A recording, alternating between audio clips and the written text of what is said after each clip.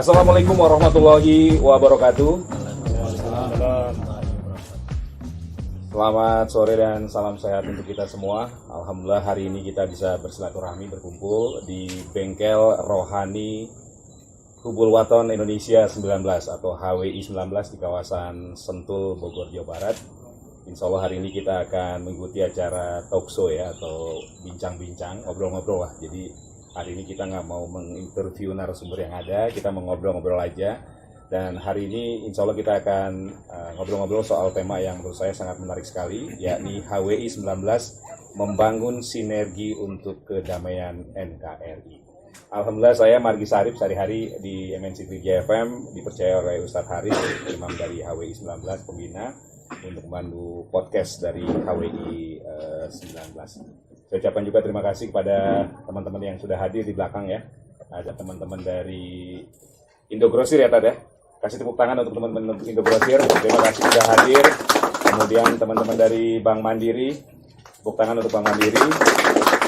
Kemudian juga ada pengurus wilayah ya. Ada Kades tadi ya. Ada Pak pengurus wilayah, Pak RT, Pak RW semuanya. Tadi juga banyak ibu-ibu yang hadir untuk mengikuti pembukaan toko grosir dari HWI 19. Ada dari Pradi juga, Bang.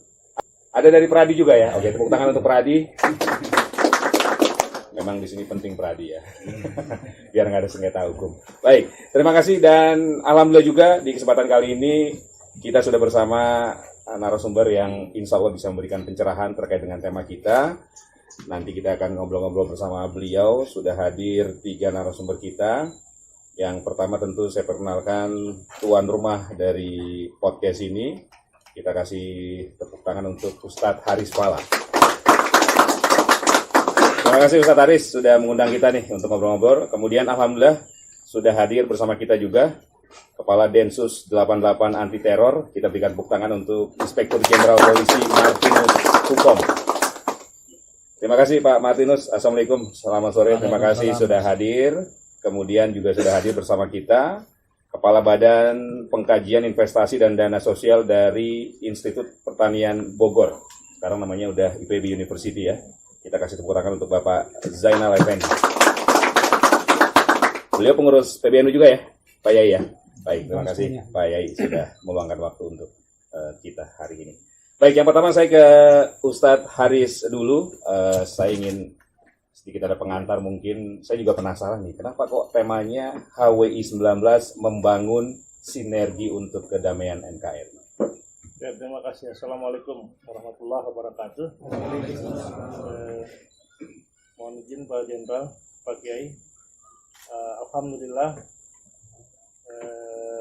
sore ini ya, siang menjelang sore lah ya ini ya, kita berkumpul di Bengkel Rohani Hubul Waton Indonesia 19. Temanya membangun sinergi untuk kedamaian negara kesatuan Republik Indonesia. Ada apa? Nggak ada apa-apa sebenarnya. Tapi ini memang menjadi konsen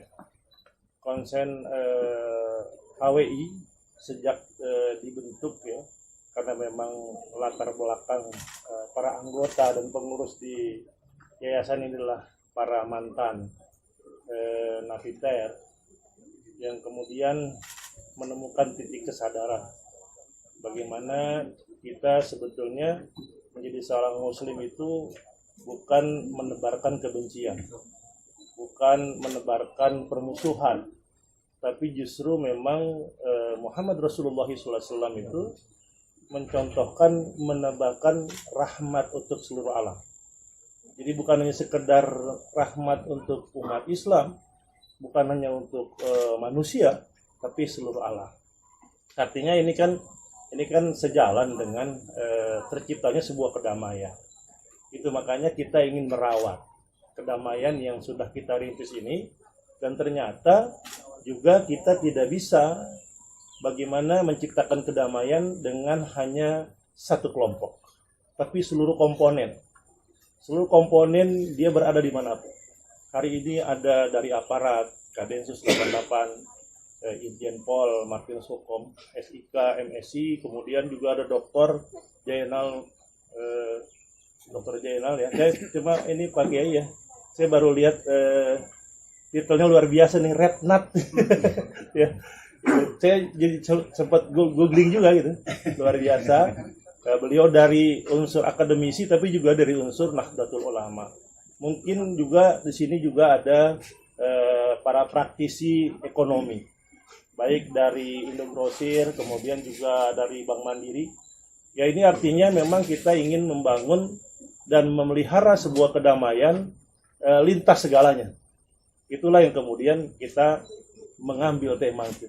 Gitu Mas Margi. Oke, artinya ini kerja bareng ya, kerja sama-sama, kolaborasi, sinergi maksudnya itu ya. Jadi Betul. semua unsur masyarakat, semua elemen harus kerja bareng, harus bersinergi ya. Masih kurang kita unsurnya sebetulnya. Kita ingin membangun terus untuk kerjasama kepada semua pihak.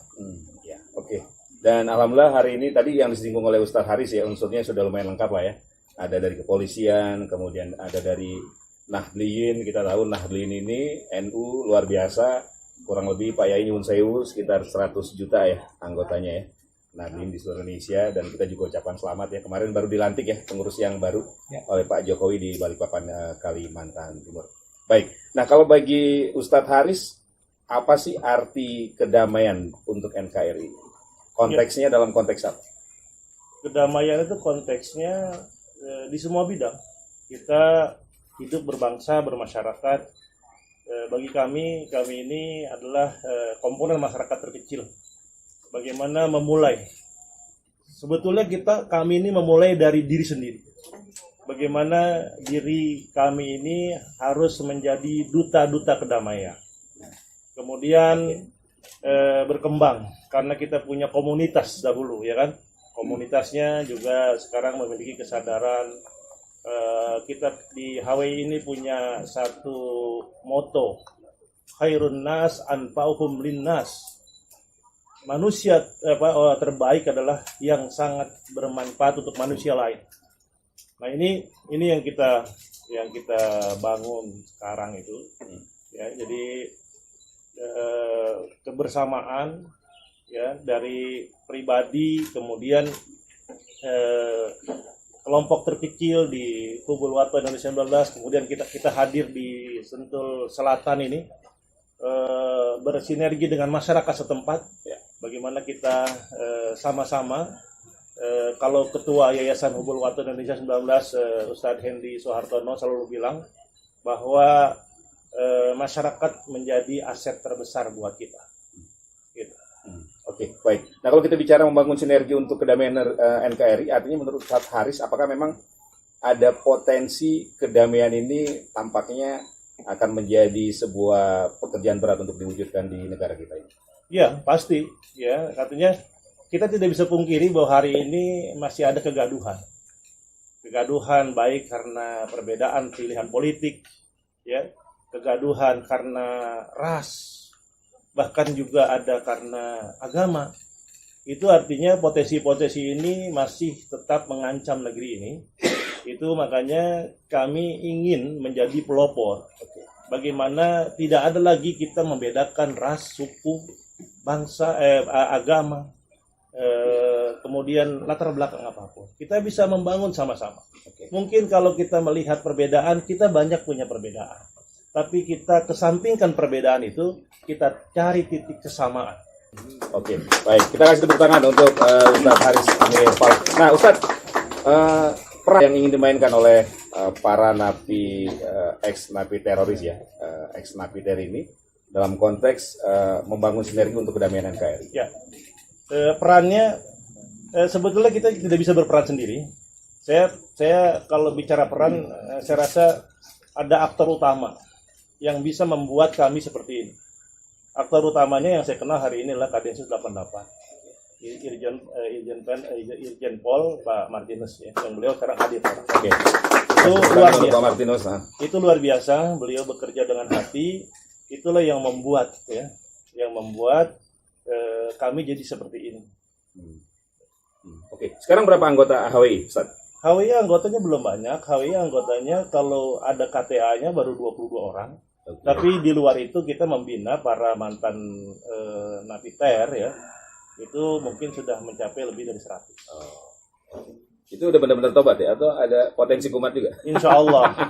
Kalau soal potensi itu kan tidak ada yang bisa menjamin, tapi Oke. kita punya harapan. Oke. Kita punya harapan bahwa mudah-mudahan kalau dalam bahasa agama Pak Yai ya, betul-betul taubatan nasuha. Taubatan nasuha. Iya, oke, kita sebut tangan. Baik, artinya peran itu bisa dimainkan atau diberikan oleh siapapun, termasuk oleh mereka-mereka yang mungkin dulu pernah melakukan kesalahan itu ya. Betul, iya. Dan buktinya peran HWI hari ini. Hari ini Pak HWI perannya itu bukan dalam bentuk teori. Kita tidak hanya sebatas seremonial, tapi kita terjun langsung di masyarakat dengan hasil-hasil yang bisa dilihat nanti. Mungkin bisa dilihat semuanya bagaimana hasil kami di pertanian, bagaimana hasil kami di peternakan, bagaimana hasil kami di wisata, dan itu kita tidak menikmati sendiri. Tapi kita ingin seluruh yang mampu kita rangkul menikmati bersama-sama. Baik, kita kasih tepuk tangan untuk Ustadz Aris Malah. Terima kasih. Sekarang mohon izin Pak Martinus, saya ke Inspektur Jenderal Polisi Martinus Hukom. Beliau adalah Kepala Densus 88 Anti Teror. Sekali lagi terima kasih di tengah kesibukannya bisa meluangkan waktu untuk bicara, untuk ngobrol-ngobrol sebenarnya sih mengenai tema HWI 19 membangun sinergi untuk kedamaian NKRI. Yang pertama saya ingin tanya dulu Pak Martinus ya. Pak Martinus, bagaimana melihat HWI 19 ini? Oke, Assalamualaikum warahmatullahi wabarakatuh. Waalaikumsalam. Terima kasih Pak Moderator, Pak Mardi. Berbicara tentang HWI 19 ini, saya flashback ke belakang tentang bagaimana saya dengan Pak Ustadz, kemudian Pak Hendy. Ini merupakan hasil kontemplasi kita bersama ya, HWI ini. Karena berdasarkan dari pemikiran saya lalu kemudian diskusi dengan mereka bahwa latar belakang HWI sendiri terdiri dari kurang lebih ada 22 orang mantan napi teroris, yang mana saya melihat bagaimana kita melakukan pendekatan selama ini tentang penanganan isu-isu terorisme, pendekatan hukum. Lalu saya melihat bahwa ketika kita melakukan pendekatan hukum ini tidak cukup, maka harus ada pendekatan lain, yaitu pendekatan soft approach atau pendekatan lunak. Nah, berbicara tentang pendekatan lunak ini banyak aspek yang harus kita lihat, tapi yang terpenting bagi saya adalah saya mengingat satu teori dari seorang filosof namanya Habermas. Dia mengatakan begini, bahwa manusia itu punya dua rasional. Rasional yang pertama adalah rasional instrumental, dan rasional kedua adalah rasional komunikatif. Nah, kalau kita berbicara tentang rasional instrumental, kita berbicara tentang bagaimana saya menggunakan alam semesta, apa yang ada di alam ini termasuk manusia lain, orang lain, sebagai alat untuk kepentingan saya atau untuk kepentingan negara, apalagi saya posisinya sebagai aparatur negara. Nah, dalam konsep rasional instrumental ini kita memposisikan seseorang itu sebagai alat atau sebagai objek. Dalam hubungan ini biasa terjadi namanya hubungan yang otoritarian lah, itu kira-kira seperti itu. Kita akan kita menghegemoni orang, karena orang itu dilihat sebagai alat. Nah, ada rasional yang kedua yang oleh Habermas dibilang rasional komunikatif. Itu kita menempatkan orang dalam posisi yang sama, ya di mana di situ terjadi emansipasi. Emansipasi itu adalah upaya untuk menyamakan atau persamaan kedudukan. Ketika kita berkomunikasi dalam perspektif rasional komunikatif ini, maka saya melihat orang lain itu sebagai diri saya di tempat orang lain. Disitulah mulai muncul rasa sayang, rasa cinta, kita menghargai orang. Nah, ini yang lebih efektif dalam hal membina saudara-saudara kita yang ada yang selama ini kami tangkap. Nah, disinilah muncul pemikiran saya bahwa saya harus mengangkat saudara-saudara saya ini supaya sederajat, kita bisa berdiskusi sama-sama, bagaimana saya memahami mereka. Karena kuncinya adalah mendengar. Jangan kita bicara tapi kita tidak mendengar. Nah, itu oleh karena itu hampir di setiap tempat saya bertemu dengan saudara-saudara saya ini, saya mendengar. Apa sih yang kalian mau? Kalau kita bicara Densus 88 itu kesannya represif gitu kan. Ada penembakan, kemudian penangkapan, hal-hal yang terkesan represif dan disertai dengan tindak kekerasan. Tapi saya berapa kali ngobrol dengan teman-teman di HWI 19, justru yang membuat mereka bisa kembali adalah ada sentuhan kemanusiaan. Tadi sudah disinggung sedikit ya. Ada sentuhan kemanusiaan yang dilakukan oleh Densus 88, oleh petugas Densus 88 ketika melakukan proses hukum terhadap mereka. Dan itu membuat mereka menjadi tersentuh. Nah, sebenarnya komposisinya kita ingin tahu berapa persen tuh Pak Martinus penanganan terhadap kasus atau isu terorisme ini? Ya, kalau kita bicara tentang sentuhan atau pendekatan soft approach yang dilakukan, bagi saya soft approach ini adalah keberlanjutan dari penegakan hukum. Karena dalam undang-undang kita sendiri mengatakan bahwa kita mengenal diksinya adalah atau bahasa hukumnya yang sudah dibakukan dalam undang-undang kita adalah deradikalisasi. Nah, deradikalisasi itu dalam undang-undang kita yang baru ini itu dimulai dari penangkapan. Artinya tidak ada proses deradikalisasi tanpa penangkapan. Nah, sehingga sebenarnya penangkapan itu menjadi kunci penting dalam proses deradikalisasi. Oleh karena itu sistem penangkapannya, cara pertama sekali kita menangkap itu sangat menentukan dalam hal membuat orang menjadi moderat. Oleh karena itu pendekatan kita yang selama ini mungkin rekan-rekan lihat di TV ada kekerasan, ada ini, itu harus dirubah. Tidak boleh ada, karena begini, penangkapan itu adalah merampas hak.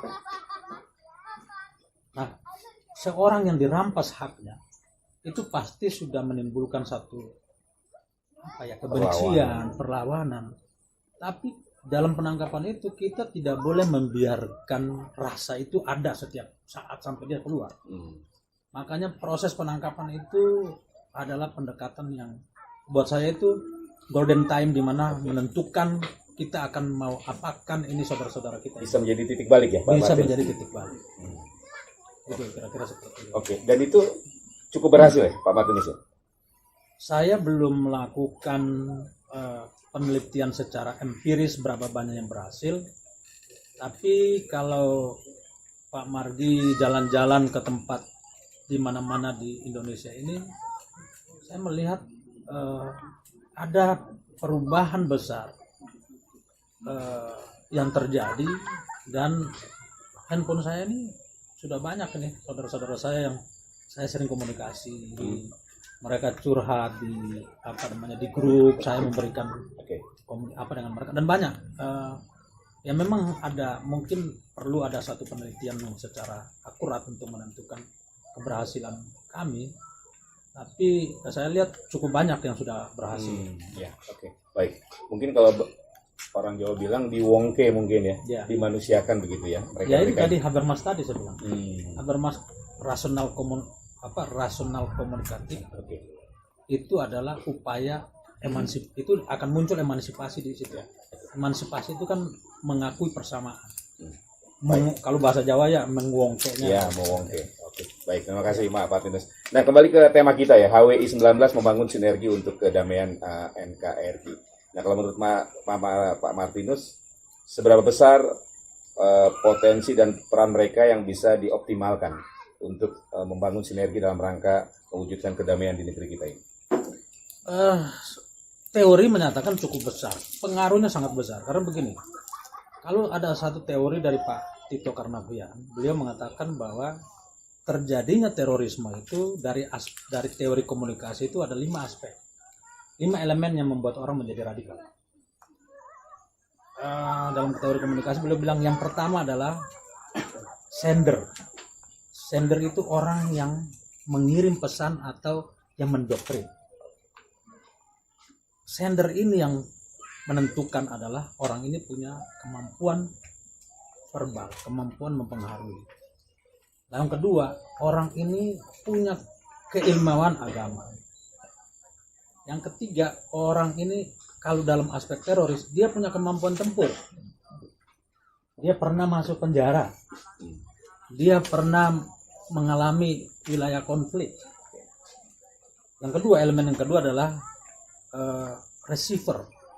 Receiver ini adalah orang-orang yang pihak penerima doktrin itu, pesan-pesan doktrin-doktrin kekerasan itu. Biasanya orang ini itu adalah orang-orang yang rentan, orang-orang yang tidak puas dengan kehidupannya, merasa tidak adil dan lain-lain. Yang termasuk di dalamnya orang-orang yang menjadi korban-korban konflik seperti di Poso, di Ambon. Makanya tidak kita melihat banyak sekali proses radikalisasi terjadi di daerah konflik. Bukan karena faktor tunggal ya? Bukan karena faktor tunggal. Ada seorang teori psikolog, dia juga bilang begini bahwa di daerah konflik itulah dia punya teori namanya teori staircase model, bahwa proses untuk dari orang biasa menjadi radikal itu menjadi teroris itu sangat cepat. Ada 5 tangga di situ. Jadi tangga pertama sampai ke 5 itu begitu cepat prosesnya kalau ketika daerah konflik. Oke, langsung elemen yang ketiga adalah media. Media ini menentukan juga. Seperti kita lihat media sosial saat ini betul-betul menjadi sangat subur, radikalisasi terjadi karena media sosial. Media lain, buku dan lain-lain. Lalu kemudian yang keempat adalah kemasan. Bagaimana orang mengemas satu pesan, orang memahami aspek komunikasi sosial, dia akan melihat bahwa kemasan ini akan termakan lebih cepat. Kita lihat ISIS berhasil untuk membuat kemasan-kemasan itu. Lalu yang kelima adalah konteks. Konteks itu bisa terjadi seperti ketegangan politik, konflik, ketidakadilan, itu juga semua konteks. Nah, pertanyaan Pak Moderator Mas Mardi, perannya para ex-napiter HW ini di mana? Mereka ini semua berpengalaman. Maka ketika kita menderadikalisasi orang yang pernah mengalami deradikalisasi, orang yang pernah mengalami radikal, orang yang pernah ditahan lalu mengalami loncatan, dia punya titik balik, orang ini lebih tepat untuk menjadi seorang sender yang baik untuk deradikalisasi orang-orang yang radikal. Karena mereka sudah punya pengalaman itu ya. Ya, baik. Ya. Tapi kalau kita bicara negara kita, sebenarnya masyarakat kita ini karakteristiknya apakah memang punya potensi besar untuk menjadi radikal atau memang karena faktor eksternal ya? Eksternal itu kan bisa jadi karena pengaruh-pengaruh dari luar negeri atau pengaruh-pengaruh lain yang tadi disinggung melalui media, baik media mainstream maupun media, terutama media sosial. Ya kembali lagi kepada teori tadi ya, radikalisasi kan spektrumnya kan luas. ketidakadilan, kemiskinan, ideologi sendiri. Lalu kita bisa melihat setiap masyarakat itu punya potensi untuk itu. Tinggal orang melihat tadi tuh 5 elemen tadi itu di mana dia masuk. Gitu Mas. Masyarakat kita punya potensi ketika ketidakadilan terjadi dan mungkin orang-orang yang mungkin tidak punya akses untuk mendapatkan ekonomi yang layak. Bahkan seorang yang punya kemampuan batas ekonomi yang sudah tinggi sekalipun dia juga terpapar. Tapi bukan berarti dari aspek ekonomi, ada aspek lain kita bisa teliti. Gitu Mas. Termasuk yang berangkat ke Syria itu. Syria Ada itu, seorang direktur BUMN berangkat. Ada seorang ahli IT. Kalau kita lihat jangan kemampuan dia sebagai seorang ahli IT, sebenarnya kan bisa dieksplor kemampuan itu untuk mencari makan. Ternyata kan tidak, ada aspek lain. Baik. Dan aspek itu saya temukan. Baik. Pak Martinus, kalau kita bicara pemberantasan terorisme kan yang selalu menjadi garda terdepan adalah Densus 88 anti teror ya. Artinya kalau ada kasus misalnya peledakan bom atau ada kasus apa baru muncul begitu. Artinya sebenarnya kalau hari ini adem berarti cukup berhasil juga tuh Densus 88 kan.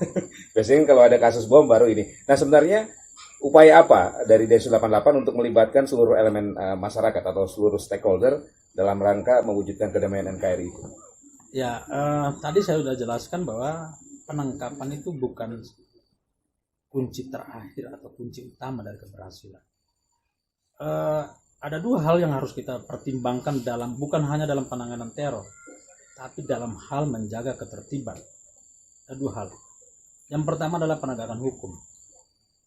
Penegakan hukum ini pure adalah tugasnya polisi, tugasnya penegak hukum. Tapi problemnya di sini adalah harus butuh berapa banyak biaya, berapa banyak polisi untuk menangani penegakan hukum itu. Butuh berapa banyak untuk mencari kesalahan seluruh masyarakat 270 juta untuk mencari di mana ada tindak pidana. Itu sulit. Ada unsur yang kedua yang paling penting adalah membangun kesadaran kolektif. Nah, kesadaran kolektif ini adalah upaya yang dilakukan terus-menerus, disadarkan. Jadi struktur pemerintah kita yang dari pusat sampai ke daerah ini harus diaktifkan. Jadi ada bersifat bottom up, ada bersifat bottom up, top down. Kalau elemen pemerintah melakukan upaya membangkitkan kesadaran, dari bawah sendiri pun harus bangkit untuk membentuk kesadaran itu. Nah, dua kesadaran inilah yang harus Densus mainkan terus. Makanya ada namanya law enforcement dan maintenance order. Maintenance order itu menjaga ketertiban, menghadirkan membuat community policing, menyadarkan masyarakat untuk menjadi polisi bagi dirinya sendiri, menyadarkan komunitas agar dia sadar menjadi polisi bagi dirinya sendiri. Yakin itu pasti akan aman. Ya, oke. Kita kasih tepuk tangan untuk Pak Martinus. Terima kasih Pak Martinus. Nanti kita kaji lebih jauh. Sekarang saya ke Pak Zainal dulu nih, mewakili akademisi dan juga mewakili Nahdlin ya, Pak Yai. Monggo. Pak Yai, bagaimana melihat tema kita hari ini nih, HWI 19 membangun sinergi untuk kedamaian NKRI? Baik, Assalamualaikum warahmatullahi wabarakatuh. Pak Mardi, ini tema yang sangat menarik ya, HWI 19 bersinergi untuk membangun NKRI. Ini pas dengan hurufnya loh ya, pernah nggak sih dipikirkan 19 ini? Ini kedamaian loh nomor 9 itu. Oh gitu ya. Satunya itu adalah satu itu tentang matahari satu gitu ya, ada kembarannya bulan gitu ya. Tapi kemudian di balik itu siapa yang menciptakan matahari, menciptakan bulan adalah Allah, ya enggak? Tuhan. Yang itu adalah prinsip utama masyarakat Indonesia adalah yang bertuhan, ya kan? Sehingga memandang apapun, wah ini Tuhan ini, ada Tuhan ini ya. Kita berbuat apa, ada Tuhan yang ngawasi, ya kan? Dan angka 1 itu ada angka pemula loh, ya kan? pemula, 9 terakhir. Ya enggak? Dari huruf itu loh ya. Angka. 9 itu maknanya kedamaian. Maknanya damai. Jadi mari kita berdamai gitu. Berdamai, kedamaian. Ini sehingga kalau ditarik dalilnya ini, ini sudah dalil agama. Betul ini ya dalil NU lah ya. Irhamu ma fil ard yarhamukum ma fis sama. Ini dalil HWI 19 terutama nomor 9 ya. Sayangilah apa atau siapapun makhluk Allah yang ada di bumi, maka engkau akan disayangi oleh makhluk Allah yang ada di langit. Kalau konsep ini betul-betul kita tanamkan dalam-dalam dari benak setiap orang di Indonesia ini ya kan. Sayangi, nggak hanya manusia, nggak hanya makhluk hidup berupa manusia, tapi kemudian hewan, tumbuhan aja kita nggak boleh merusaknya. Kalau kita rusak ada ancaman banjir, ada ancaman bencana alam dan yang lainnya. Apalagi ini adalah manusia, makhluk Allah yang paling mulia, saling menyayangi. Ketika konsep ini betul-betul kita tanamkan, kita aplikasikan, damailah Indonesia. Damailah negeriku NKRI. Ini konsep yang sangat bagus. 19 nggak tahu ini. Dulu ini dari berkholwat. Di mana ini ya? Berkholwat itu apa maknanya? Berkholwat itu bertapak di mana nggak tahu nih. Tapi pemilihan angka yang betul ini ya. Wangsitnya dapat dari mana nggak? Berkontemplasi betul ini 19 ini ya. Atau mungkin dulu fansnya Dewa 19 kan? Bisa juga itu ya. Nah, jadi ditambah tadi, dalilnya tadi irhamu ma fil ard yarhamukum ma fis sama. 19 itu. Di bawahnya ya, sayangilah apa yang ada di bumi. Di bumi itu ya seluruh makhluknya Allah, manusia, tumbuhan, binatang, apapun. Maka engkau akan disayangi oleh makhluknya Allah yang ada di langit, malaikat, macam-macamnya. Ini konsep penting gitu ya. Oke. Jadi top ini judulnya. Baik, Pak Yai, semua elemen kan harusnya punya peran dan sumbangsi masing-masing ya. Nah, selama ini kalau kita bicara kedamaian seringkali hanya menjadi jargon nih, jadi jargon yang kadang-kadang aplikasi di lapangannya susah. Nah, bagaimana Pak Yai melihat bahwa kedamaian itu harusnya tidak hanya menjadi sebuah jargon, tapi bisa menjadi bagian dari kehidupan masyarakat kita sehari-hari nih, dengan perannya masing-masing. Nah, kalau demikian, jadi bagaimana kedamaian tidak sekedar jargon tapi terimplementasi dengan baik? Ya memang manusia itu harus punya prinsip, ya kan? Harus punya prinsip, harus punya ideologi ya. Beberapa hal yang menjadi ini prinsip saya hidup ini adalah harus punya prinsip. Tidak kemudian mengambang tanpa prinsip. Ada orang gimana ngikut ke sana, orang ke utara ngikut ke utara, ke selatan ngikut ke selatan. Tidak, harus punya prinsip. Satu contoh misalnya, kalau kami di Nahdlatul Ulama itu prinsip utama ya, itu adalah ada 4 hal. Prinsip dalam kehidupan, dalam bermasyarakat. Kita bermasyarakat itu ini adalah hukum alam ya, hukum bersosialisasi, hukum bermasyarakat. Ketika kita tidak bisa mempengaruhi, pasti kena pengaruh. Itu bisa dipastikan. Ya. Sehingga itu harus menjadi apa ya, semacam rambu-rambu. Ketika saya tidak bisa mempengaruhi hal-hal positif, pasti orang lain akan mempengaruhi saya ke hal yang negatif. Sehingga apa harus kita bangun ini ya. Nah, kalau dalam Nahdliyin ya, kita di Nahdliyin ini ya, ataupun juga sama yang lainnya. Ini ada 4 hal paling tidak. Yang pertama itu adalah kita harus memiliki prinsip tawasud. Tawasud itu apa? Tengah-tengah ya, tengah-tengah gitu ya. Ya ndak sana, ya ndak sini. Tapi itu satu prinsip itu. Dan iktidal, apa? Bersikap adil, bersikap enggak berlebihan. Itu positif dampaknya. Ya, tawasud. Enggak ke kiri, enggak ke kanan. Ya kan? Itu kita maknanya bisa lebih luas lagi. Yang kedua adalah tasamuh. Ini yang penting untuk konsep Bengkel Rohani HWI 19. Apa itu tasamuh ini? Toleran. Di Islam itu semakin tinggi keilmuan seseorang, saya pikir juga sama ya di NU cabang Protestan ini misalnya. Mohon maaf nih Pak Jenderal ya. Sama ini punya konsep itu, ya enggak? Punya konsep toleransi yang tinggi, semakin tinggi pemahaman dia atas values Islamic teaching, Christian teaching misalnya, maka dia semakin toleran. Menghadapi apapun semakin toleransi. Biasa kayak gitu.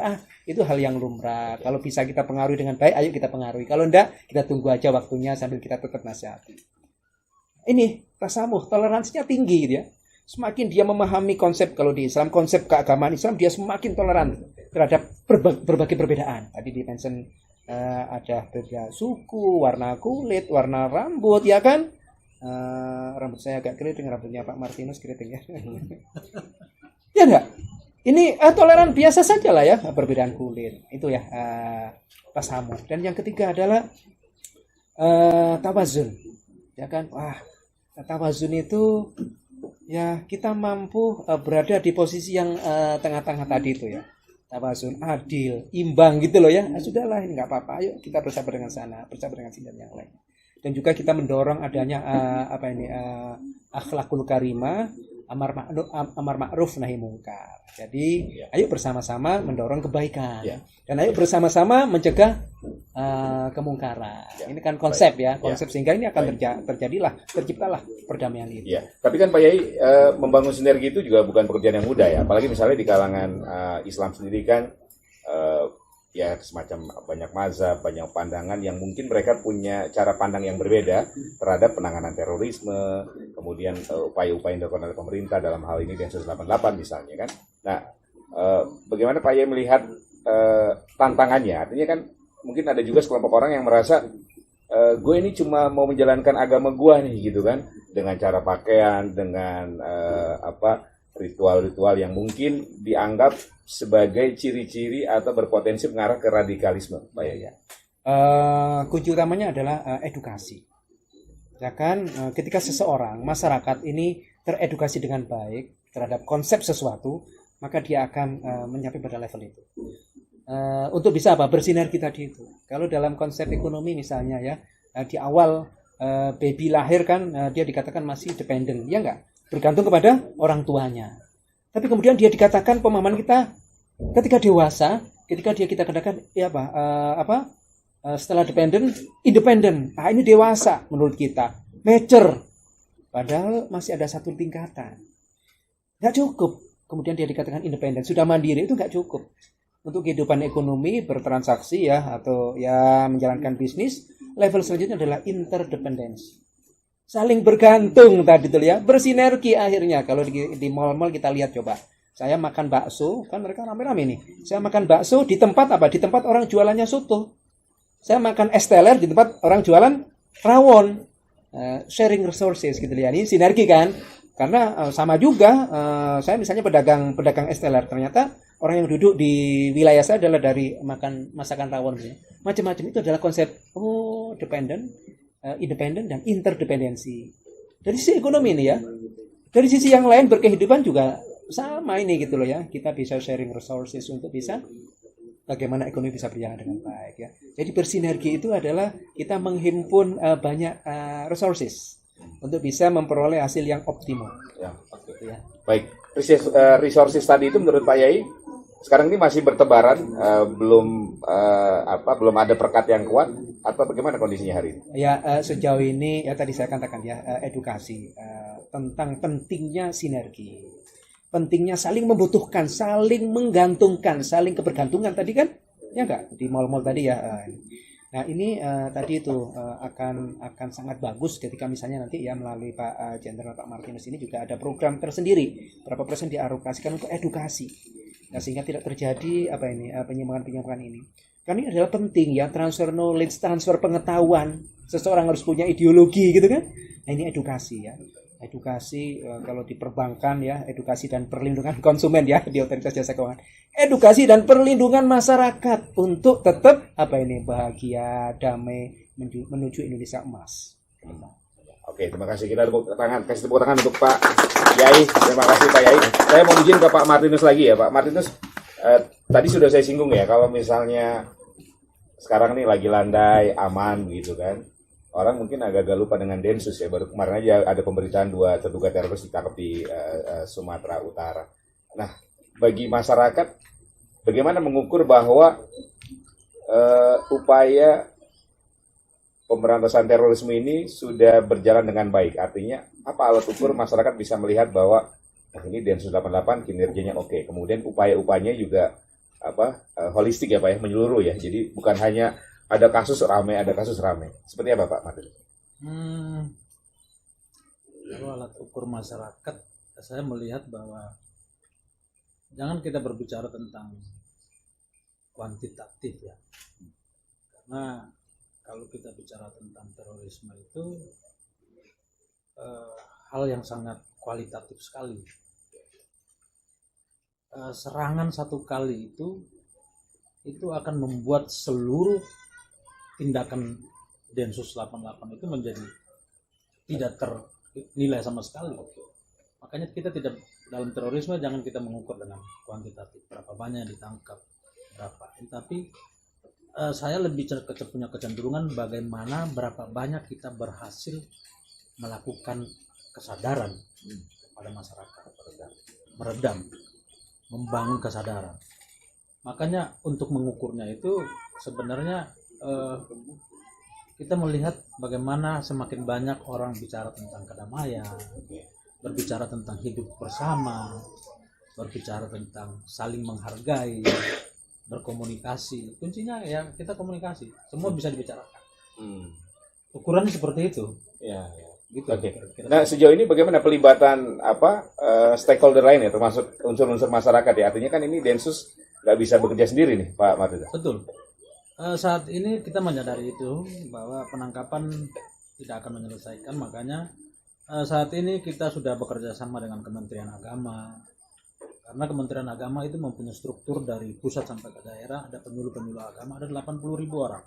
Kami sudah punya PKS dengan Kementerian Agama, baru ditandatangani kemarin. Lalu saat ini juga kita sedang merintis kerjasama dengan Kementerian Pertanian. Kementerian Pertanian punya struktur juga, ada penyuluh-penyuluh pertanian begitu banyak. Kita tidak hanya memanfaatkan mereka untuk memberikan instruksi bagaimana menanam yang baik, tapi bagaimana juga pesan-pesan moderat, pesan-pesan positif itu juga disampaikan. Ke depan kita akan bekerja sama juga dengan struktur-struktur lain yang punya struktur sampai ke daerah seperti Kementerian Dalam Negeri. Di situ ada mulai dari kementerian sendiri, pemerintah provinsi, pemerintah kabupaten, camat, sampai ke struktur terendah. Itu juga kita akan lakukan kerjasama. Bahkan dengan TNI punya koter sampai ke bawah itu kita harus bangun kerjasama juga, sehingga ada semacam yang tadi saya bilang kesadaran dari top down dan bottom up itu bisa terbangun bersama-sama. Gitu Mas. Ya, oke. Ke depan apa tantangan kita untuk masalah terorisme ini, Pak Martin? Tantangan kita adalah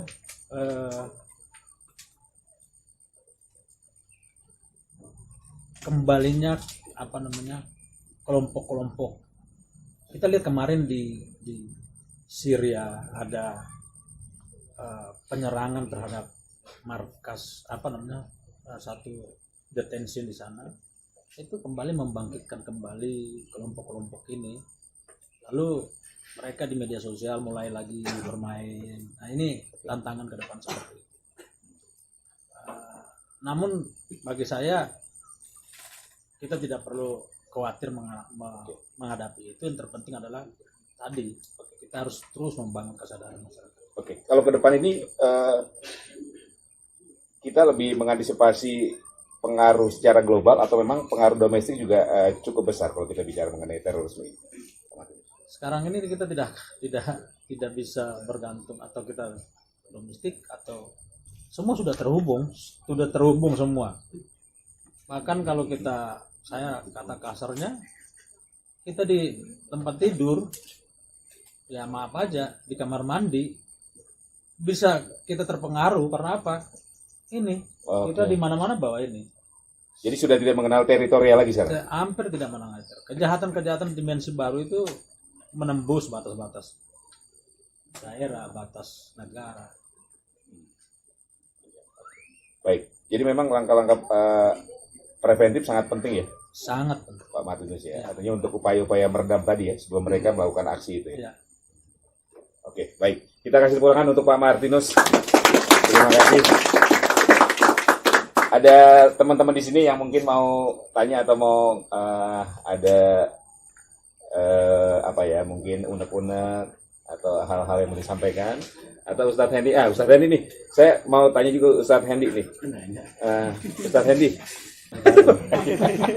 Oke, Ustadz, benar nggak sih apa yang disampaikan oleh Pak Martinus tadi bahwa memang ikatan kemanusiaan itu bisa menjadi titik balik dari seorang teroris menjadi orang yang kemudian tersadar dan akhirnya melakukan upaya-upaya untuk melawan terorisme itu sendiri.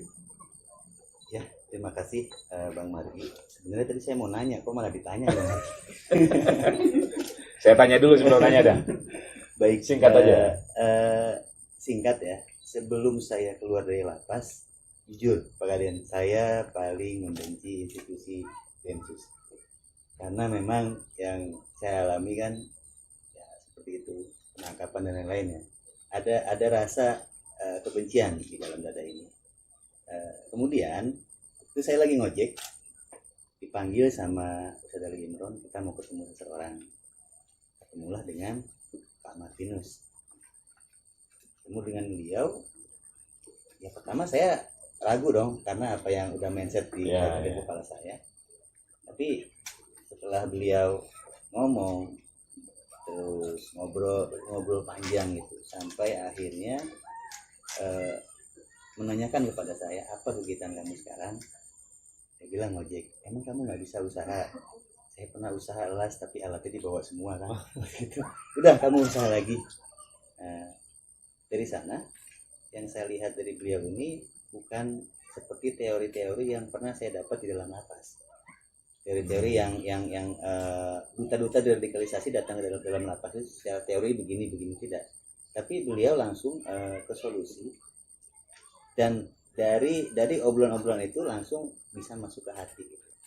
Tersentuh hatinya. Tersentuh hati. Jadi memang hati ini ya ya kalau kata Bang Haji Roma Irama kan ya komandan tubuh gitu kan. Ya. Jadi memang saat hati sudah ketemu dengan hati, ya insya Allah masalah-masalah ini itu bisa. Oke. Jadi apa yang datangnya dari hati sampai ke hati juga ya. Siap. Gitu. Itu yang Ustaz rasakan ya. Oke. Itu sangat berbekas sampai hari ini. Sangat berbekas sampai hari ini. Artinya justru ingin melakukan upaya-upaya atau sumbangsi dalam rangka tadi itu ya, menciptakan kedamaian. Bahkan saya sering bilang kepada ya siapapun, saya mendapat amanah ini dari Pak Kadensus, dan amanah ini sangat besar. Saya akan menjaga amanah ini dengan nyawa saya, bukan dengan kata-kata saya. Oke, makasih Ustaz. Tadi mau nanya apa? Nah, saya mau nanya nih. Alhamdulillah di sini juga hadir dari Indogrosir Pusat Pak Deddy Kurniawan. Saya sebenarnya mau nanya ke beliau. Kemarin sempat obrol-obrol dengan beliau ini, banyak ternyata yang bisa dikerjasamakan dengan program-program kita Pak Deddy. Kira-kira apa saja gitu Pak Deddy yang bisa kita kerjasamakan dengan program-program kita? Silakan Pak Deddy. Oh ya. Saya kembali ke lokasi. Oke. Mangga silakan Pak Deddy.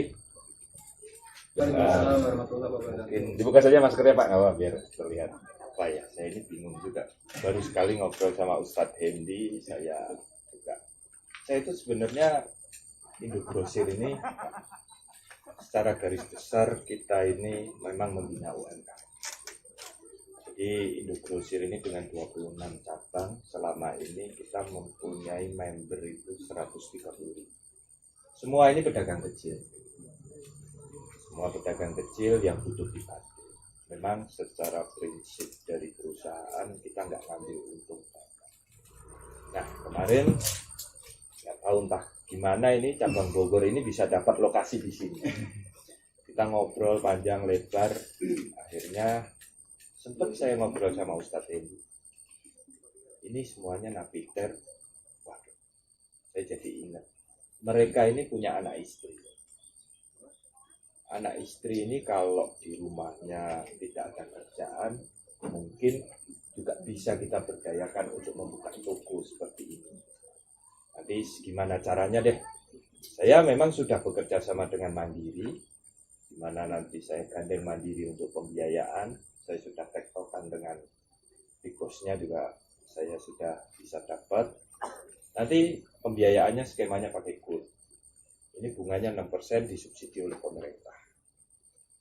Jadi kita memang nanti di 26 cabang dari ujung Medan sampai Maluku kita ada banyak cabangnya di sana, dan kita nanti siap Kalau nanti mau gandeng NU juga kita juga siap. Saya juga udah kerjasama juga dengan Ureka, dengan Habib Lutfi, dan dengan timnya LPNU juga ada. Kalau NU nggak mau, MU juga boleh. Oh ya, bisa. Pokoknya kita siap support untuk kemaslahatan umat. Ya, oke. Tepuk tangan untuk Indogrosir, terima kasih. Tapi Pak, nyuwun sewu Pak, itu dasar lebih karena memang tadi ada aspek kemanusiaan ya, ingin membantu para napiter atau takut wah daripada kumat lagi mereka gitu. Enggak. Kita pokoknya sama-sama kita hidup, dan Indogrosir pun tentunya kita kan mengembangkan UMKM.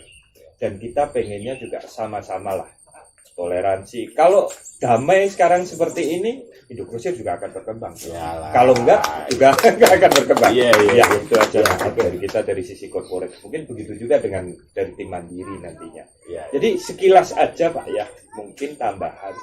Kalau toko Mandiri Indogrosir ini bisa digandengkan dengan agen Mandiri.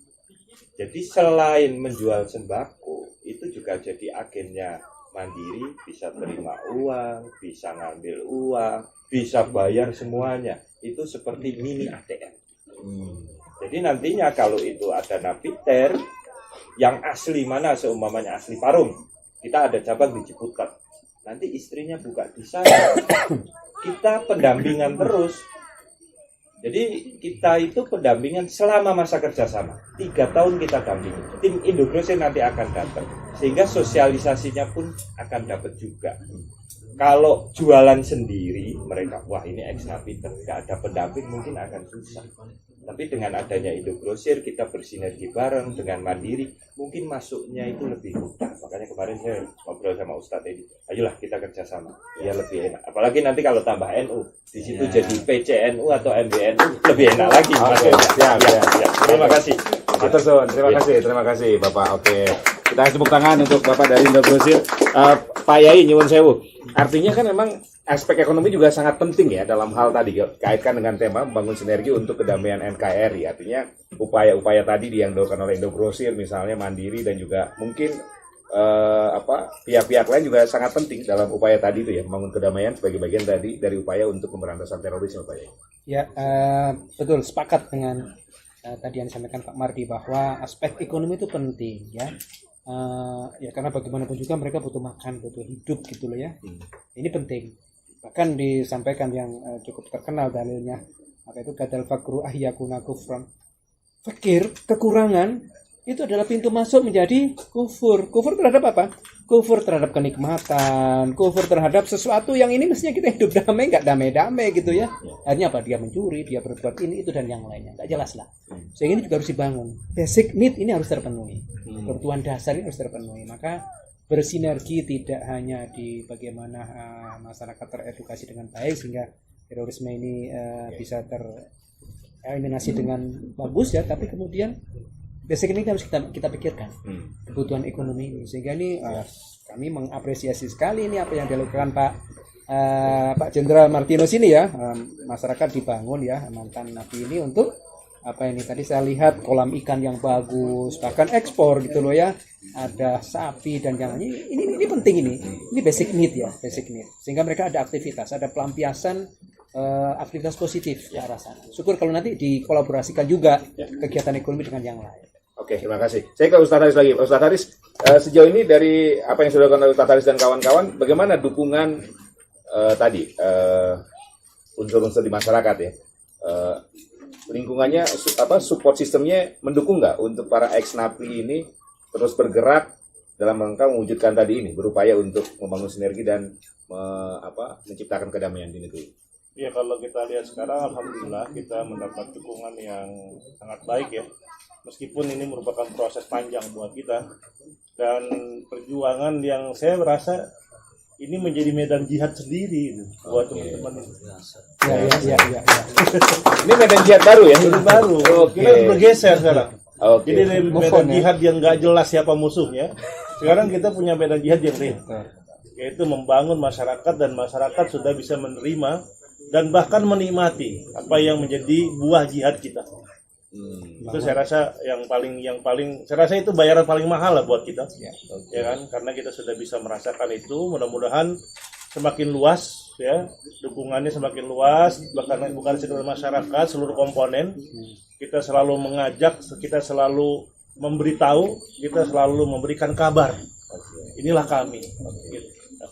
Jadi banyak medan yang bisa kita jadikan sebagai ladang untuk kita mendapatkan ridha Allah ataupun kita mungkin berharap surga, tidak hanya dengan cara-cara yang sebelum dilakukan oleh Ustadz Haris dan kawan-kawan ya. Iya, selama ini kan pemahaman jihad kita terlalu sempit.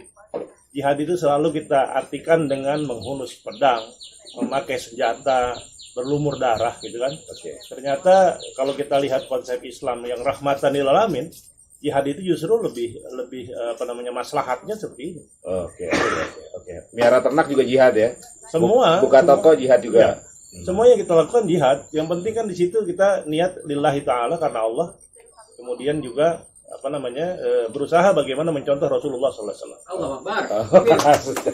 Baik. Ini menarik ya. Jadi ada medan jihad baru ya yang harus kita gelorakan ya Ustaz ya. Sebetulnya bukan baru, kitanya yang melek baru ini. Ini jihad baru, medan jihad lama gitu. Kita aja yang baru melek ini. Baru nggak ada medan jihad yang lain ternyata ya. Oke, ini sudah hampir 1 jam. Ustadz Haris, mungkin ada benang merah, mungkin ada pesan juga untuk masyarakat yang menyaksikan podcast kita terkait dengan tema kita ini HWI 19 membangun sinergi untuk kedamaian NKRI. Silakan Ustadz. Ya, kedamaian menjadi kerja kita semuanya. HWI merintis itu bersama-sama dengan seluruh komponen. Terima kasih kepada Kadisus 88 yang selalu membersamai kita. Terima kasih Pak Kiai juga dengan supportnya. Seluruh komponen yang ada di sini dengan Indo Grosir, kemudian dari Mandiri. Mudah-mudahan bertambah terus ya. Kita dengan begini kita semakin pede, kita semakin kuat, kita semakin punya semangat untuk menciptakan Indonesia yang damai. Oke. Baik, sebelum saya ke Pak Yai dan Pak Martinus, ini ada yang mau tanya lagi nih, perwakilan dari Peradi kayaknya. Oh ya, silakan Pak, maju ke depan Pak. Baik, Assalamualaikum warahmatullahi wabarakatuh. Selamat sore, salam sejahtera. Nama saya Ridwan Darmawan, SHMH. Saya memang di DPC Peradi Jakarta Selatan. Kebetulan kawan alumni dengan Ustadz Hendi. Tapi nggak ikut terpapar ya? Hampir. Hampir. Pernah diajak juga sama beliau. Oh, pernah diajak? Tapi saya pilih, saya di jalur lain aja lah. Oh, medan jihadnya yang lain? Medan jihad yang lain. Oh, iya. Jadi, kok bisa nggak mau waktu itu diajak Pak? Ya, saya nggak tahu apakah karena sudah tahu medan jihad yang lain atau bagaimana gitu. Oh, iya. Jihadnya di NU ya? Jihadnya di NU tadi ya? Saya kebetulan kemudian juga aktif di PPRMI-NU, kemudian juga di LPBH NU DKI. Nah, kebetulan pertanyaannya memang untuk Pak Kiai yang di lembaga perekonomian ya. Nah, ini kebetulan teman-teman HWI tentu tadi sudah mempraktekkan atau bukan lagi dari teori ya, tapi sudah praktek aplikasi bagaimana membangun sinergi tadi di lahan atau medan jihad yang baru ini. Nah, bagaimana semuanya NU dengan lembaga perekonomiannya mensupport teman-teman di sini, itu kan? Karena ya memang NU juga adalah ormas yang selalu mendengungkan perdamaian, persatuan, NKRI harga mati, dan juga itu memang sudah ideologi NU lah gitu ya. Nah, tinggal ini bagaimana nih, ada teman-teman yang sudah katakanlah hijrah dan mengaplikasikannya dalam kehidupan sehari-hari. Nah, bagaimana respon atau kira-kira apa yang bisa dikerjasamakan. Yang kedua ke Pak Jenderal, saya apresiasi sekali Pak Jenderal yang tadi memang ya lewat hati ya Pak ya, satu komunikasi yang dibangun dengan hati tentu akan melahirkan kebaikan-kebaikan. Nah, bagaimana upaya Pak Jenderal dengan, karena tadi saya belum dengar sama sekali soal BNPT, peran BNPT. ya, Badan Nasional Penanggulangan Terorisme. Couplingnya beda sama Pak Den. Nah, apakah ini couplingnya beda atau seperti apa gitu ya? Nah, sinergi juga itu kan. Nah, apakah justru yang harusnya berperan tidak berperan? Nah, ini bagaimana gitu kan? Oke, baik. Terima kasih. Cukup ya. Baik. Jadi di PBNU ini kebetulan dengan ketua yang baru ini Kiai Yahya Stakuf Khalil, ke depan mungkin akan lebih banyak hal yang bisa dilakukan. Tapi yang sudah kita lakukan sebelumnya di lembaga perekonomian dan masih on sampai saat ini adalah ada program kredit ultramikro dari Kemenkeu ya, yang bahkan saat itu Bu Sri Mulyani menyampaikan bertandang langsung ke PBNU, saya juga ada gitu ya. Plafonnya dari 1,4 triliun jadi 7 triliun untuk bisa disalurkan ke lembaga keuangan mikro, TMT, koperasi. Jadi nanti ke depan kalau perlu koperasi, nah itu. Jadi dengan persyaratan-persyaratan yang tentu mudah. Ke end user juga dibatasi maksimum 5%. Jadi 5% ya, bunganya berapa? Atau 1%, 1 tahun 1% ke Kementerian Keuangan. Kebetulan ini betul-betul program bagus dari Kementerian Keuangan ya, kerjasama dengan PBNU ini terus bisa berlanjut ya, di berbagai tempat nanti bisa ditumbuhkan. Itu ya yang bisa dilakukan. Oke, Pak Yai nyambung. Kalau saya salah tolong dikoreksi ya. Kayaknya kalau Nahli ini nyaris tidak ada yang terlibat dalam aksi-aksi terorisme. Ada tipsnya nggak atau ada ininya nggak kuncinya? Ya, tadi saya sampaikan kuncinya adalah kita terdoktrin akan adanya prinsip 4 tadi itu ya. Jadilah orang yang tawasud, iktidal tengah-tengah, ya kan? Yang betul-betul enggak kanan enggak kiri, betul-betul kita punya. Yang kedua, jadilah orang yang tasamuh, toleransinya tinggi. Jadi enggak kemudian kagetan terhadap perbedaan warna kulit. Saya kenal dengan Pak Martinus misalnya, wah kulitnya beda lagi ya karena dari Ambon misalnya. Biasa saja gitu loh ya. Oh, perbedaan hal yang lumrah ya kan. Yang ketiga tadi itu bagaimana tawazun, bagaimana kita ikut adil amar ma'ruf nahi munkar. Itu konsep penting. Jadi doktrinnya kuat ya di kalangan Nahdlin itu ya. Ya. Sehingga ya bagus kalau kemudian nanti kita berkenalan bekerja sama dengan Pak Jenderal Martinus ya, bahwa napi-napi ini harus NU ya. Insya Allah Pak. Berarti harus bikin kartanu dong. Iya. Ini beliau aja juga punya kok. Oh iya. Kartanu ya. Iya, Oke. iya. Tapi luar biasa ya Baik. NU sekarang ya, karena Ya. saya ingat zamannya Pak Kiai Said ya waktu itu ya. Jadi Kapolrinya NU cabang Katolik, Kadensusnya tadi kata Pak Yai, Iya, coba. NU cabang Protestan. Cabang Protestan. Jadi NU semua ya. Siap. Tapi paling tidak konsep yang juga melatar belakangi ada 4 hal ya, seseorang itu nanti bisa sukses itu ya. Ajaran di kita yang juga kita maknai itu ya. Ini semua pesantren mempelajari ini, kitab ini yang betul-betul mempelajari. Ada 4 hal. Satu adalah orang diangkat derajatnya. Orang sukses itu paling tidak harus menetapi 4 hal. Dimention oleh Ustadz Haris tadi itu. Yang pertama adalah isim mufrad, bahwa kita harus punya Tuhan gitu loh ya. Bahwa ada aturan di dunia ini gitu ya. Yang buat siapa? Tuhan. Allah gitu loh ya. Ismu mufrad. Enggak ada yang patut disembah kecuali Allah. Yang kedua adalah jamak taksir. Tadi ya pemberdayaan ekonomi macam-macam ya. Walaupun tadi awal-awal didahului oleh Pak Jenderal, tapi ke depan nanti ini. Jamak taksir itu ada bagaimana kita memecah otak kita untuk berpola pikir positif ya. Bagaimana ini menghadapi kayak gini nih ya, jamak taksir. Yang ketiga adalah jamak muannas salim. Peran perempuan ibu-ibu itu luar biasa loh punya peran. Harus ada dukungan dari support from spouse ya. Kalau Stanley Amerika sana menyatakan support from spouse.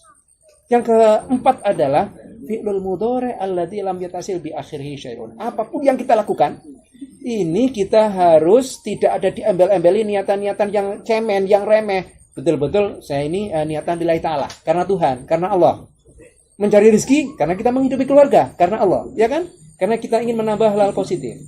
Itu fi'lul mudhari', aktivitas fi'il mudhari' itu adalah sekarang dan akan datang. Ini harus menjadi prinsip juga gitu, ke depan. Oke. Baik, terima kasih sekaligus pesan dari Pak Yai ya. Pak Martinus, monggo tadi ada pertanyaan kalau berkenan dijawab terkait dengan coupling. Terima kasih Pak Ridwan. Jadi kalau kita bicara tentang peran BNPT, kita bicara tentang aturan. Kita punya aturan main di situ, Undang-Undang Nomor 5 tahun 2018, di mana BNPT itu mempunyai tugas-tugas. Yang pertama adalah melakukan pencegahan, kedua membangun namanya kesiapsiagaan masyarakat, dan yang ketiga adalah deradikalisasi yang lebih luas, yang keempat adalah mengkoordinasikan semua lembaga dan kementerian yang ada hubungannya dengan pembinaan, pencegahan dan deradikalisasi.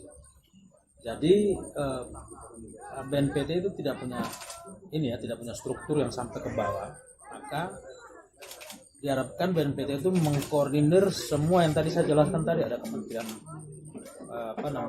Agama, Kementerian Pendidikan, dan semua kementerian yang bisa dilibatkan. Kementerian LO ya. Ormas, organisasi keagamaan itu semua bisa diberdayakan oleh BNPT, dan itu sedang dibangun oleh Pak Boy saat ini. Dan kita semua Densus 88, Polri, semua itu dikoordinasikan oleh BNPT dari aspek undang-undang. Kenapa saya ini ikut terlibat dalam hal ini? Memang dalam undang-undang kita juga Densus juga dilibatkan atau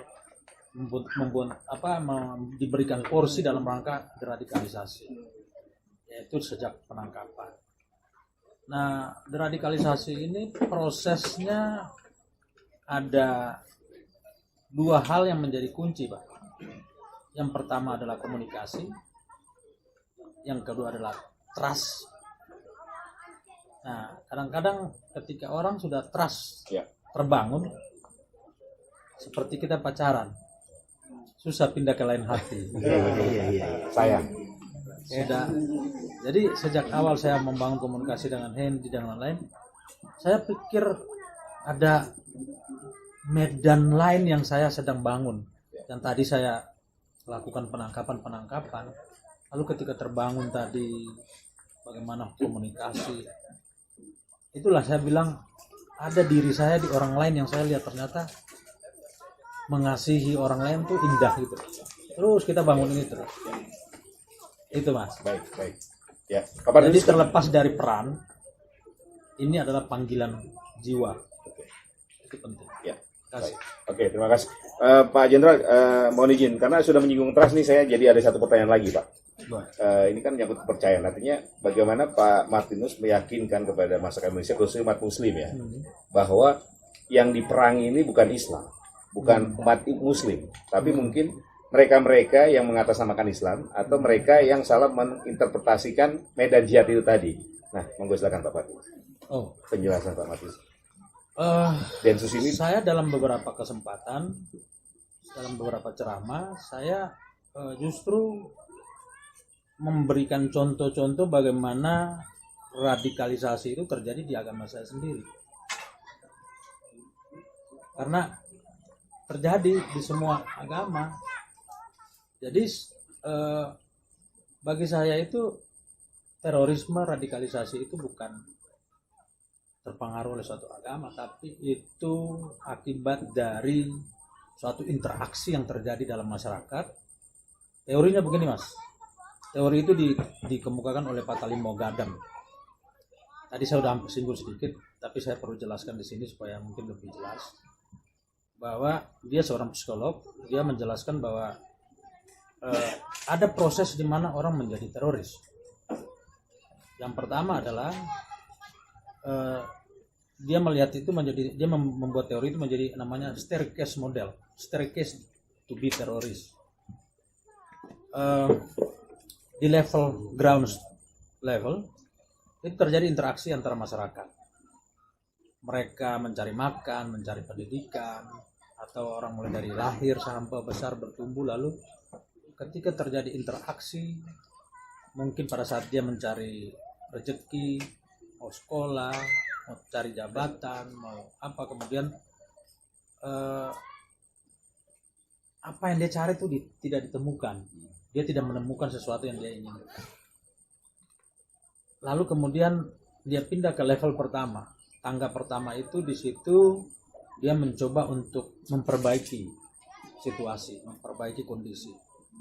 Nah di level kedua ini ketika dia tidak mampu memperbaiki kondisi, dia pindah ke level kedua. Nah di level kedua ini mulailah dia mencari siapa sih yang dipersalahkan. Oh, orang ini dipersalahkan. Apa mencari orang yang dipersalahkan dalam ketika dia tidak menemukan, tidak bisa memperbaiki diri. Bisa jadi pemerintah, bisa jadi sistem hidup yang saat ini kita ini, dan berbagai macam aspek. Bisa juga karena dia tidak punya kemampuan untuk bersekolah, lalu apa yang dia apa yang ada di kepalanya itu aja, banyak ini. Lalu kemudian setelah di level 2 ini dia pindah ke level 3. Di level 3 inilah mulai orang yang punya kepentingan politik, punya kepentingan apa saja yang bisa dijadikan orang ini sebagai alat, maka dia mulai mulai mendekati mereka di situ.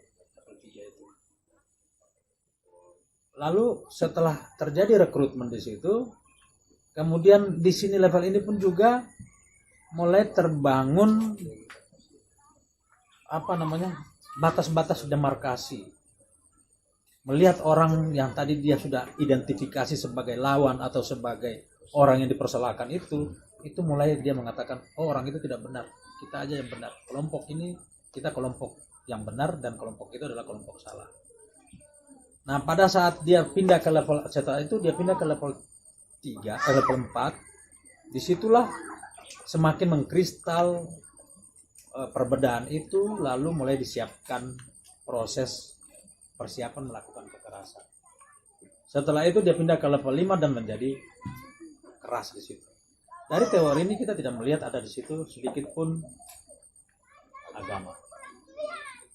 Yang ada adalah ketidakpuasan. Yang ada adalah kepentingan orang-orang tertentu untuk menggunakan saudara-saudara kita ini. Nah itu tadi. Ya. Baik. Terima kasih, kita kasih tepuk tangan untuk Pak Martinus. Terakhir Pak, pesan Pak, benang merah dari obrolan kita, bincang-bincang kita, Pak Martinus. Silakan singkat saja Pak, benang merah dari obrolan kita, sekaligus pesan mungkin untuk masyarakat melalui podcast HWI 19. Silakan Pak Martinus. Singkat saja. Dua hal yang saya sampaikan. Yang pertama kepada saudara-saudaraku yang tadinya kita berseberangan, yang saat ini bersama-sama dengan saya. Yang pertama, jangan pernah merasa gagal. Karena ketika orang merasa gagal, maka dia seperti kiamat buat dia. Dia kemudian melihat kegagalan itu bisa menjadi frustasi seperti tadi teori tadi. Tapi andaikan kegagalan itu menjadi kita harus hadapi, ya kita harus bisa melihat itu sebagai pelajaran. Itu yang pertama. Yang kedua, terus kita semangat untuk bangkit. Jangan kita terbuai atau melihat bahwa kita sudah gagal, udahlah saya sudah selesai. Akan keluar sebagai satu bentuk kekecewaan, lalu menjadi keras. Itu yang pertama. Yang kedua, pesan buat masyarakat umum pada umumnya. Mari kita menerima saudara-saudara kita ini tidak lagi sebagai mantan teroris, tapi mereka harus dianggap sebagai bagian dari komunitas kita yang telah memenangkan perjuangan melawan pemikiran mereka selama ini. Karena mereka ini adalah sebenarnya korban juga dari yang tadi saya cerita tadi, korban dari berbagai macam permasalahan, lalu mereka tidak punya jalan lain, ada orang yang mendekat mereka, terus jadinya seperti itu. Jadi dengan menerima mereka, kita akan memutuskan mata rantai terorisme ini. Terima kasih. Baik, kita kasih tepuk tangan untuk Pak Martinus. Terima kasih Inspektur Jenderal Polisi Martinus Hukom SIK MSI, Kepala Densus 88 Anti Teror. Kita kasih tepuk tangan juga untuk Dr. Zainal Effendi dari PB University, mewakili PBNU juga. Dan terima kasih juga untuk Ustadz Haris Amir Falah, Pembina Hubul Waton Indonesia 19. Sekali lagi terima kasih Sekretaris, terima kasih Pak Madin, terima kasih Pak Yai, matur suwun sangat sudah meluangkan waktu. Terima kasih juga untuk teman-teman dari Mandiri, kita kasih tepuk tangan untuk teman-teman Mandiri, teman-teman Indo Grosir, ada teman-teman Pradi, teman-teman HWI juga, dan warga sekitar ya yang sudah ikutan di podcast kita hari ini. Semoga bermanfaat dan semoga ini menjadi pencerahan bagi kita semua. Ini bisa menjadi tantangan bagi kita semua sebagai bagian dari masyarakat untuk turut membangun sinergi untuk perdamaian. Lagi Sarif mengucapkan terima kasih. Insya Allah kita jumpa lagi di podcast HWI 19 berikutnya. Selamat sore, wassalamualaikum warahmatullahi wabarakatuh. Waalaikumsalam.